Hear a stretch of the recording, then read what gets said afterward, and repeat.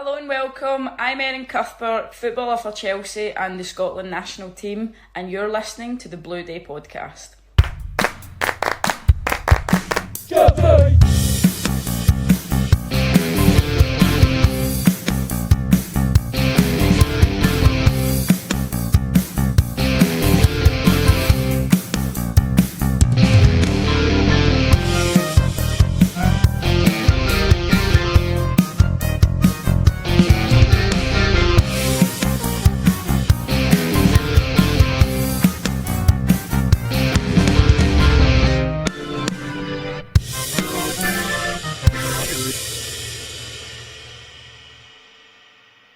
Welcome back, my friends, to the podcast that never ends. Yes, folks, this is the Blue Day podcast, and for Chelsea fans across the world, every day is a Blue Day. I am your host, Keith Lawrence, and today's episode is quite a special one. We have a returning guest onto our show today. He was here last year promoting Blues Day with Carefree Louisiana. It's Dylan Polk, a good friend of the show. Dylan, nice to have you back on board. Good, man. Fantastic. Thank you for having me on the podcast again. Ready to talk about Blues Day, the state of Chelsea, and just everything that's going on in our club. Superb. Well, what we'll do, we're going to crack on a little bit with discussing why you're on the show in particular, and we'll probably talk about the current sad state of Chelsea later. But we had you on last year to promote this extraordinary event that you guys had in the great state of Louisiana, and we'll sort of talk about how passionate Chelsea fans are in America, and in particular in that state and the towns around New Orleans and around that area. But just to sort of sum up for those that perhaps wasn't listening to the show last year, tell us obviously your background, why you support Chelsea, and talking about this fantastic event that you've got coming up. Gotcha. So I've been a Chelsea fan right after the FA Cup around '97. Being a soccer fan in America or a football fan, let me say it proper, in America wasn't always as easy. Wasn't always as easy because we didn't have access to be able to watch the games like we do now. Now every single game in the Premier League is visible on television, but back in the day you had to pay for a separate subscription service if your parents allowed you to pay for that, and just to be able to have a chance to watch your game. So like I said, been a fan since '97, and I couldn't imagine being a fan of any other team. The last 2.5 decades have been a ride, and all the trophies we brought on, I can't imagine being another fan of any other team. Nice answer. We shall go with that one, especially with the clubs for the last 20 years that would only dream of the trophies that we've won. But yes, absolutely. Yeah, so that's how I kind of got into it. I am the co-founder of a group called Carefree Louisiana. We started about 10 years ago when a group of guys in our capital area called Baton Rouge were watching Chelsea games and got together with a group of guys that were in the New Orleans area. Fast forward a decade later, and we have formed a coalition called Carefree Louisiana that has 4 different chapters in 4 cities in our state. And we are currently one of the largest chapters in the United States right now. And it's all because of hard work, and obviously more people want to become fans of Chelsea the better they do throughout the years. And it's been a good time to be a Chelsea fan. It's been a good time to have a club. And it must be good as well, knowing that with the passion that you have for Chelsea, for example, that started in the 90s, that you can then talk to other Chelsea fans in your state, in the local pub, and discuss old Chelsea memories that perhaps they might remember, or they might sort of talk to you about why they like Chelsea, bearing in mind you guys live thousands of miles away. Then getting access to games is very difficult. Well, luckily, because we are a member of Chelsea in America and a member of a platinum group over here called the American Southwest. So because of our membership that we have, we're able to join that, and we have access to Chelsea tickets pretty much year round, which is a great thing through the club. Just in the last 2 months, I'm pretty sure we've had at least 10 members of our group in Carefree, Louisiana, have been over to England to see matches at Stamford Bridge. Ah, superb. That must be pretty special for you guys. Again, knowing that although you've got the travel distance, think about, you've still got access. So it's not like, you guys are supporting this mega club and the club's not reachable, if that makes sense. Oh yeah, no, we have great contacts with people at the club that allow us to, get ticketing and like help us out when we want to find places to go to, what pubs to be at, places to go eat, where to stay when we come over there. We've had the ability to actually not only watch Chelsea games when we come over there, but the New Orleans Saints football team has actually come over to London and played a couple times in the last couple of years. So not only do our fans get to come over and watch Chelsea, but we get a chance to see how the English react to seeing our hometown team come over there. I must admit, I've been to one or two of those London NFL games. Atmosphere is pretty good. There are some sort of Americans that do actually travel over, as you say, if it is their team because they want to watch it. But it's quite amazing the amount of Americans that do live in London, that do live in England, knowing that they're big NFL fans, and you see the atmosphere and you see the difference. So, yeah, great to sort of interact with you guys, especially when it comes to sports and getting that connection going, especially with something like Chelsea Football Club. Absolutely. Yeah. So let's get into it, Keith. What you got? Absolutely. So in terms of what you've got planned for the next sort of few weeks, obviously you yourself and the other guys of Carefree Louisiana is going to be quite busy. Tell us about this extraordinary event that's going to be coming up in the month of, I believe it's February, isn't it? Is it a start of February? Yes, sir. So on February 3rd through the 5th, we are hosting Blues Day again. And for anybody who didn't listen to me on the podcast last year, Blues Day is the culmination of an idea that I had about a year and a half ago with our top boy, Roy, from our New Orleans chapter. Basically, we wanted to host an event that would bring Chelsea fans from around the world and around the country down to New Orleans to experience a match day, to experience the culture that we have down here, and to experience the carnival season with some Mardi Gras parades. So last year, our event hosted 150 different people from 17 different chapters across America. And we're trying to expound on that, make it better, make it bigger. And we're heading into year 2. So this year, our event is going to be centered around the Derby versus Fulham. We would have hoped that the game would have been on Saturday, but last minute the Premier League changed the schedule and pushed us to a Friday game. So we're telling anybody that's coming in town, get in early, get to the pub. Our pub is one of the only places in America where you can find a Chelsea-themed beer. We have a beer called The Shed that we have on draft, and for every keg that is sold, $100 is going to be donated to the American Cancer Society this year. Oh, fantastic. In honor of Gianluca Vialli for pancreatic cancer. So even if you're just coming down to get some drinks and party, remember to get a shed because, all that money is going to go for cancer research for in honor of Gianluca Vialli. But also, brilliant. Along with the match day, we're going to be having one Mardi Gras parade that people are going to go to on Friday night. The next day on Saturday, we're doing a meet and greet at a local brewery called Urban South. While at that brewery, we have a special limited edition for the second time in a row, canned Blues Day beer that they're canning specifically for us. And we also are doing a Chelsea-themed trivia, and the winner of that trivia is going to get a special prize. Don't want to say what it is. Just going to have to come to the event.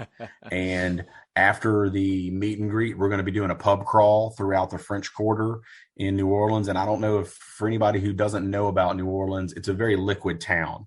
You're going to be drinking as much as possible. So you like your drinks in New Orleans, yes? We do. We like to think that we have a good time. We put the fun in funeral, if you will. But yeah, so we're going to be doing a pub crawl throughout an area in the French Quarter, and we're going to be singing and being in Chelsea jerseys and hopefully get kicked out of a few pubs because we're being too loud. And then after that, we're going to be going back to our home pub to watch another Mardi Gras parade that night.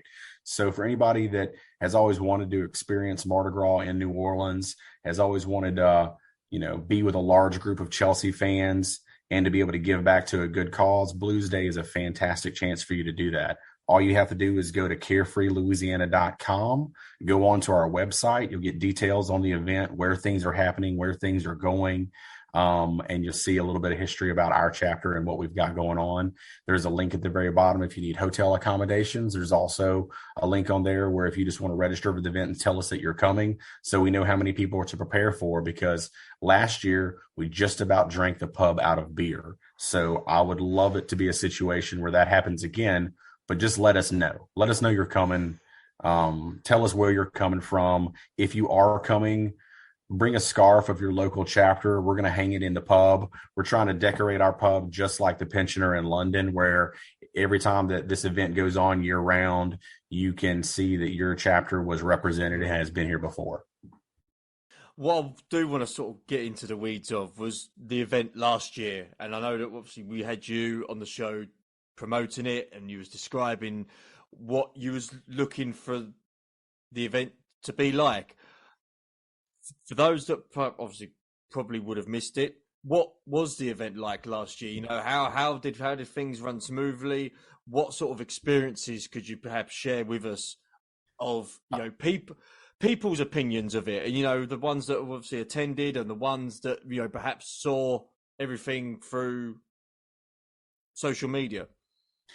So we are all over social media trying to promote the event, as obviously, but for anybody that came to the event, I think they were to experience something like they've never had before. Luckily enough, we were able to center the event around the Club World Cup, which was an amazing experience for us to be able to beat Palmeiras, which made the event even better. I'm pretty sure the building was shaking at the time that we actually won the match.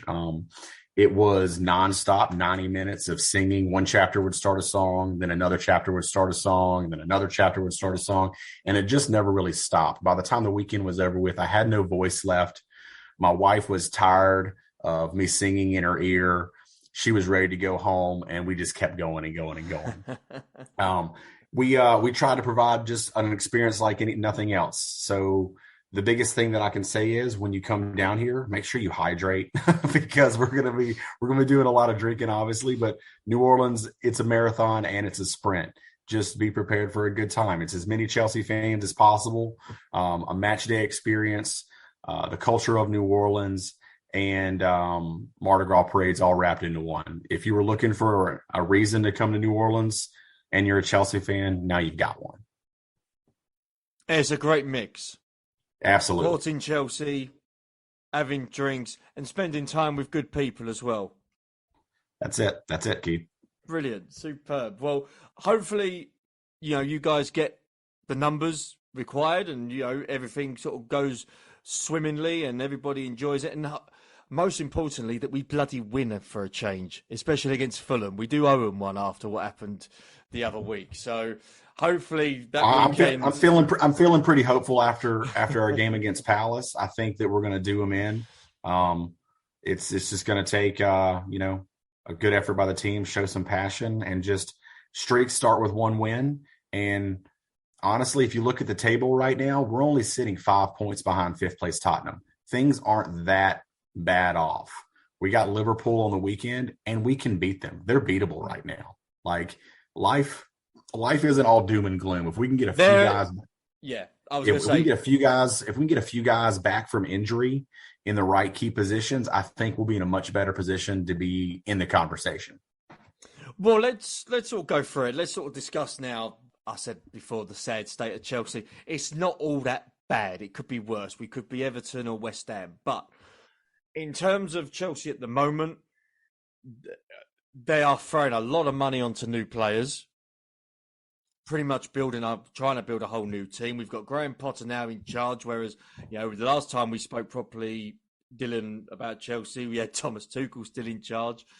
My God, that year seemed like a lifetime ago now, doesn't it? But what's been sort of the belief in your area of what's going on at Chelsea? You know, what's your opinion of how things are going on and things like that? I mean, it's been a mixed bag of, is Potter the right man for the job? Do the players that are there that pull on the jersey have the commitment to be what it takes to dig us out of this hole? Can we not have an entire first team squad who's injured? I mean, I don't believe for a second that all of this can be thrown on our new manager. I don't think any manager, we could bring in the best manager in the world, and I still think they'd be in a position of malcontent with the fans and even some of the players because we don't have all the pieces to the puzzle to be able to put everything together. Yes, all these guys are professionals, but it takes the manager being able to have a solid lineup of players to choose from to be able to figure out what lineup he wants to be able to put out there. And week in, week out, he's having somebody ripped out from under him. And just the news on Zakaria being out for 4 weeks, that's a huge blow when he was just coming into form and just becoming that player that maybe we can rely on. But at the same time, the second that he's gone, Conor Gallagher, who hadn't looked up to snuff, comes in yesterday versus Crystal Palace and puts in an amazing performance. With the exception of Thiago Silva and Kepa, Conor Gallagher could have been thrown in for man of the match as well. He took all of his licks, never complained, true professional. I mean, at the end of the day, obviously we're going to have to just buckle in and enjoy the ride and realize that this season may be one of the worst seasons that a Chelsea fans experienced in the last 2 decades. But at the same time, if all of these players and these new signings that we're getting can find their positions on the field, that Graham can start stamping his way of running the team, I feel like there's a small chance for us to get back in that top 5, 6 conversation. If he can get us back into Europe, I think a lot of these problems right now will be forgiven. Do you think, as you say, if Chelsea were to get a European place, and even I believe it might be a 7th position as well, could get us into Europe, do you think that could help Potter going into next season? Because that could give him a little bit of leeway in terms of a little bit more time. Because it does seem as if at the moment nothing's going right for him. Some of the fans have already turned on him, and they're just waiting for the inevitable, whereby he departs the club. Do you think that it could be a little bit different this time around, that he could be given the time required? Because as you said, rightfully so, he's not had a full, healthy squad to choose from. I think the merry-go-round is finally over. I think new ownership that we have in place is deciding they're going to back him, and the player power is finally over. I think the thing that is going to be brought up and more is you're going to have to see a lot more out of the players that we spent all this money on. And if they're not going to come to the table and actually deliver on the field, I think we're going to see a mass exodus of players who aren't getting the job done, and the manager is going to stay there. Obviously, it's been shown very clearly that the Todd father is willing to spend whatever it takes to bring the players in that we need. So I think our manager has the full backing of the ownership, and he's going to be given a chance to put his stamp on the team and straight up tell players, if you're not getting the job done, you're gone. Because we've had incidences in the past where players have gone up against the manager and they knew they would last longer than the manager because of their contracts, and they could say or do whatever. I don't think we're in a situation like that right now. I think Graham's going to be given the time to do what he can with the club. I mean, just look at where his team that he was at last year is doing on the table. He was given years to do what he needed to do. And Brighton is a machine right now. They're doing great things. Just imagine what we could be doing if we actually trusted in a manager. I can't remember when was the last time that we had a manager that lasted 3 solid years? Keith? Wow, on top of my head, it's taken too long to think about it, and that's the problem. That's the problem right there. We haven't had any type of stability. Jose. But Jose, that was the first time round, so he lasted for about 3.5 seasons, and that was with winning trophies. So it obviously shows that like our ownership at the time wasn't taking a chance on mediocrity. But I think the club realizes right now we're in a period of transition from top to bottom, whether it be how our loan army is handled, how our medical team is not keeping up with the players effectively, and how our first team is delivering on the field. I think it's going to be a situation where Graham's going to be given a chance to prove himself. Now, I will say that if the team isn't in a position for at least top 4 and maybe challenging for the league by January of next year, then I think the real conversations might be coming from the ownership. A year and a half is time to put your stamp on the team. Obviously, this year has been interrupted by the World Cup.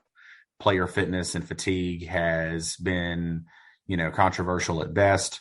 If you're telling me that Graham Potter can start with a team that he has designed and put into place and implement his practices starting in September or August of next year, and he can't deliver by January, then we'll be having conversations about him leaving.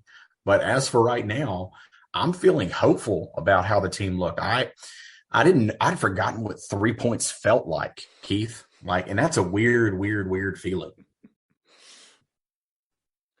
I definitely agree with you. It was nice. I was there against Crystal Palace, and it felt quite nice to see my team win.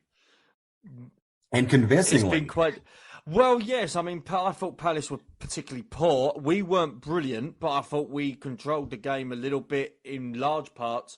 There was a point where Palace could have scored a undeserved equaliser, but Kepa kept us in the game. As you said, Thiago Silva, he's like a fine wine. I don't know how he does it. And if we're going to be talking about that back line, let's talk about the debut of Badiashile. He was absolutely phenomenal.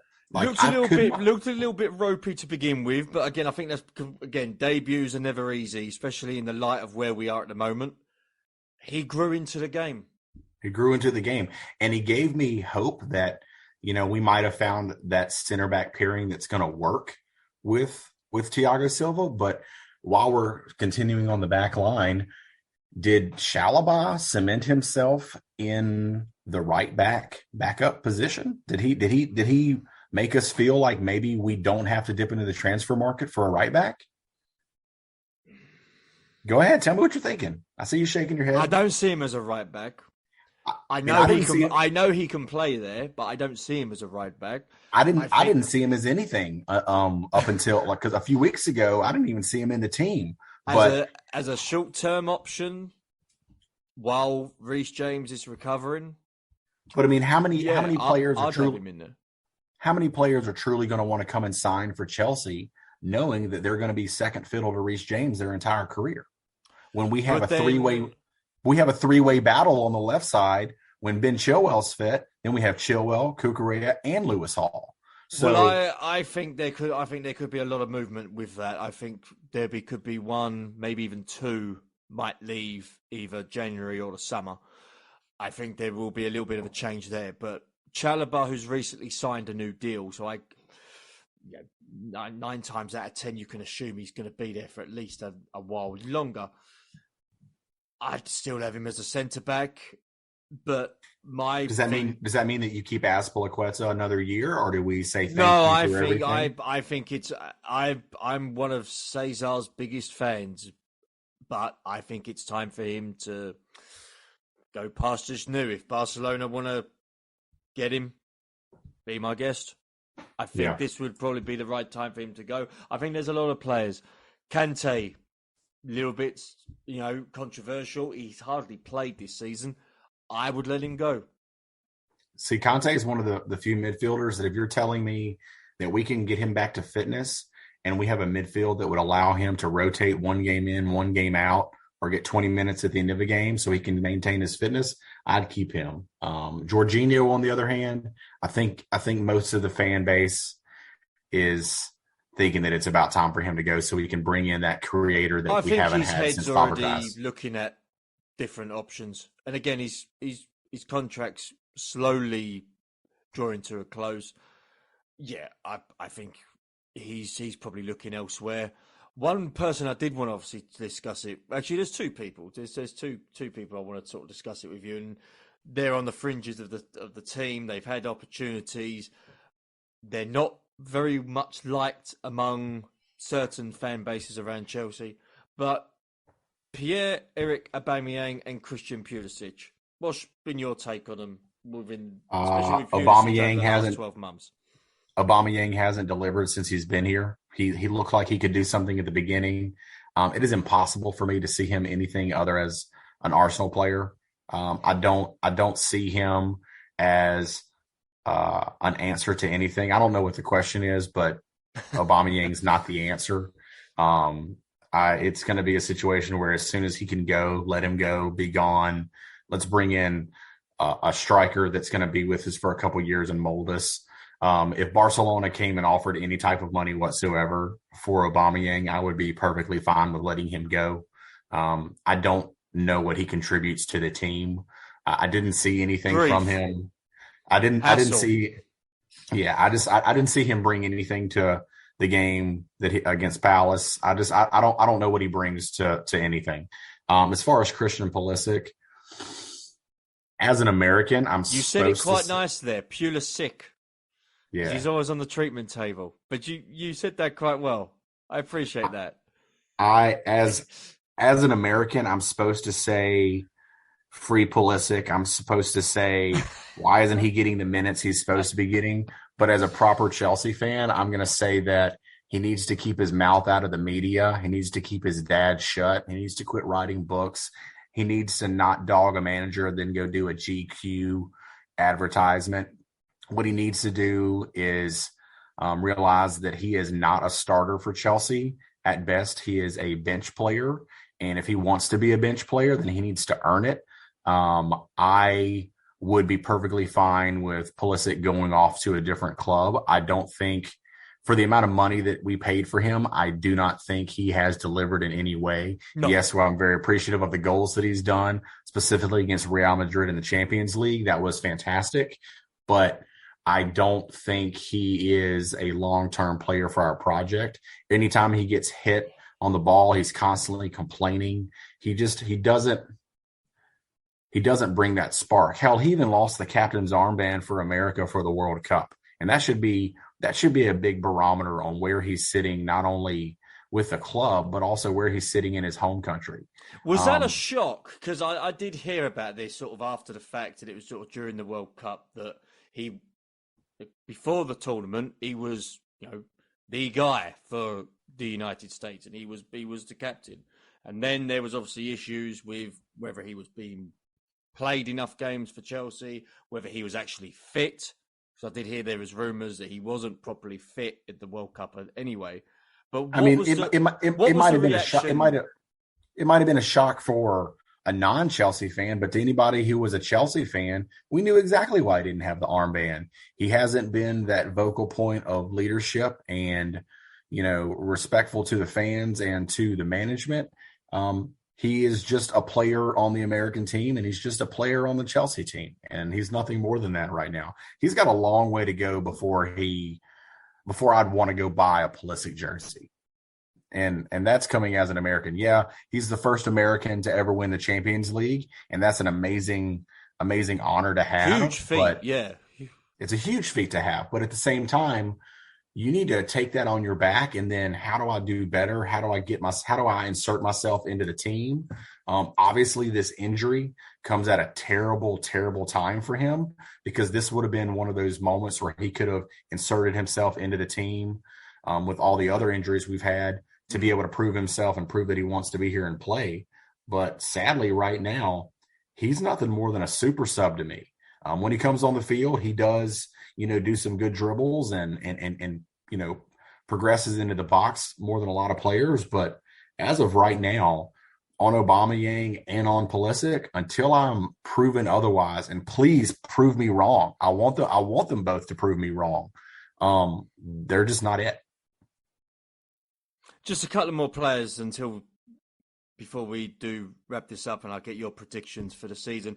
João Felix, we signed him, ridiculous loan fee paid for, incredibly that there's no obligation to buy or an option to buy. So it's 9.5 or 11 million. You work out the difference for a 6-month deal. He gets sent off on his debut. He looked lively when he started, and there was a player there. But what's been your thoughts on João Felix? And in fact, do you think that he could be somebody vital for Chelsea between now and the end of the season? Everything that I saw from him was passion. Everything that I saw from him was great progression up the field, great touches on the ball. I think he awoke an animal inside Kai Havertz when he was playing on the field. His distribution was incredible. Obviously, his red card was an accident, and you immediately saw a forgiving face and hands up like, damn, I knew I did something wrong. I think his, 3-match ban comes at a horrible time for us, but at the same time, it might just spark him and allow him to gel more with the players in practice and develop that rapport that he needs to actually be a squad player with us. I tell you what, man, I would love, love, love to see our new guy, Murdrick, on the left, Raheem Sterling on the right, and Yao Felix up top with maybe like if we're running a 4-2-3-1 and have like Kai Havertz sitting right behind. Oh man, I think we're slowly playing in his rightful position as a 10. That's it. Like putting him in a position where he can actually thrive and not be the tip of the spear. I think if you're really looking at what's going on, something dangerous is being created up top, Keith. Like something. I just hope that we do enough with Yao Felix where maybe we find a way to sign him permanently. But that's all bearing on whether or not he can actually, deliver. Tough. He hasn't delivered yet. He signed a new deal till 2027, I believe. So even if Atletico did want to sell him, you're looking at Mudryk money. But you know what? It's not our money. It doesn't matter. It's not like it's hurting our pocketbooks as a Chelsea fan. Like we're here to ruin football again, right? Like let's just, if we're going to spend the money, then let's spend the money. Who cares? It's not our money. If we're complying with FFP and we're not getting in trouble, and this guy's going to deliver us a position in the top 4 and maybe to compete in Champions League again, then let's do it. Let's go. I love the optimism. Yeah, I like that. And even when when we're playing as bad as we have, like all you have left is to be optimistic for the future. Like what else am I supposed to be, Keith? That is true. No, that is true. And it's a shame because many more Chelsea fans should have that attitude. So no, granted, absolutely granted. But win, lose or tie, Chelsea till I die, Keith. Like this is just how this is. Like more Chelsea fans need to realize this is the humbling that some Chelsea fans have needed. And you know what? If this gets rid of all the plastic fans that jumped on in bandwagon years, then you know what? Maybe we don't need those type of fans there. Like Chelsea fans needed apparently to experience a little bit of struggle and realize what it's like to not be the top dog. But at the same time, we still get to say we were champions of the world. We still get to say that we're the best team in London. We've got 2 stars that Tottenham and Arsenal would sell their mother's house for. So let's just realize like things are bad, but things aren't terrible. Brilliantly put. Love the optimism. Finally, Dylan, what's your prediction for this season? And in fact, sort of moving on as well, sort of going long term, where do you see Chelsea in 12 months' time? 12 months' time, I will see us probably either in the Europa League or in the Europa Conference League because we will have either finished in 5th or 6th. I think that there's going to be a shakeup in the table. Tottenham's not doing as well as people think they are. Liverpool's not competing as hard as we could. I think we're going to have a chance to get in there. Hopefully it's going to be a team that has been refreshed with energetic players that want to be there. We're not experiencing the injuries that we are now. I would love to have a fresh squad because if we had a fully fit squad right now, on paper, it is very, very, very dangerous.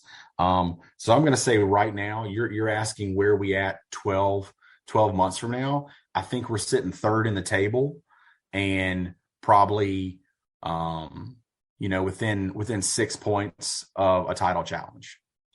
Interesting. Okay. Tell me what you're thinking. Tell me what you're thinking. You're not as obviously as optimistic as I am. No. It could happen. I'm personally not sure if Potter's the right man to take us into that level. Well, if Potter's not the guy, then who do you think is the guy that could? There's a difference between who I think could and who I think would become the Chelsea manager. Then let's hear it. Me personally, I would go for Zidane. He would be my choice. But didn't Zidane have everything at his disposal as far as the players that were ready to play for him? I feel like he's stepped into a ready-made team that was ready to go. Like, it's very much like Pep Guardiola, where they step into these managerial roles with ready-made teams and they automatically ascend to the top of the table. I don't necessarily believe that a foreign manager is going to be able to step into this team and get us where we want.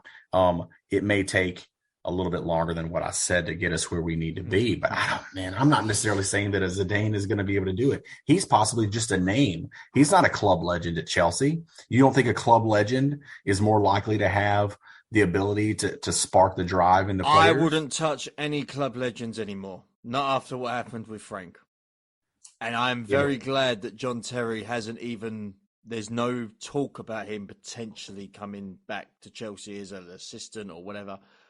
Well, isn't he with the academy right now? Isn't he coaching with he's doing some bits with the academy. He's mentoring. He's doing some bits. He's doing some stuff with the development squad. I know that Lewis Hall has worked under him a little bit with some of the games with the under 21s and under 23s.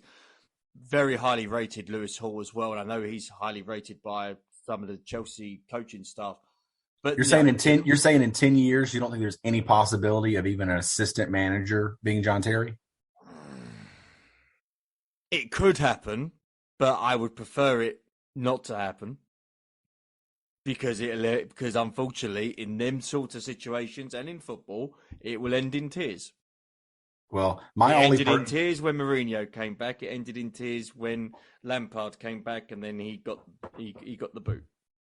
The only manager that I think that's currently in the Premier League that I would even think about having over to Chelsea, that even might even have the possibility of two coming to Chelsea, where all the stars align, is Antonio Conte. He's the only one that I would want to come back that's currently a manager in the league. And he was my second choice. Is he? Okay. I would have him back tomorrow. Yeah, I think I would too. I think he knows the club and he knows these players, and I think that he'd be able to do something with us. But at the same time, the conversation's all for naught because you and I both know that Graham Potter's not going anywhere, at least until January of next year. Agreed. The only way that I think Graham Potter is gone is if we get relegated. That is the only position I think that Graham Potter is leaving. So I could love to speculate on any manager that we could possibly get. Your Zidanes, your Pochettinos, your, bringing back Don Carlo again. But at the end of the day, we'll bring back Jose for a third time. Third time's a charm. Do you think that's a good idea? Do you really think that's a good idea? Hell, where we are at the moment, I would take anything right now. Anything positive, I would take it. Sod it. I just don't like. Maybe I'm just too hopeful after that win versus Crystal Palace. Maybe I'm just blindly happy about this. But at the end of the day, I think that we're just going to have to buckle in for the ride and realize that player power is over, and it's time to shift where we are with our players and get them right in line. Well, let's hope that Chelsea do well this year.